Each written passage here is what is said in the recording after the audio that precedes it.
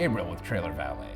In this video, we're going to show you how to attach and to operate your Trailer Valet RVR. Before your first use, you will need to bring the unit up to a full charge. To assemble the unit, align the RVR ball to the trailer coupler. Lower the trailer onto the ball and secure the unit by tightening the rotating coupler.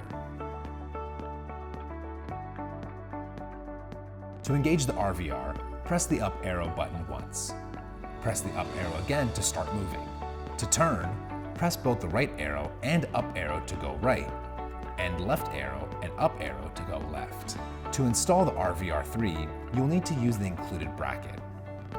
Make sure you have 6 inches of space on your trailer. To attach the unit to the bracket, use the remote to move the unit to where the footplate and the bracket socket aligns. Then, put the pin through. To detach the unit, remove the bolt and back the unit out using the remote. When you're finished, detach the unit and plug to charge.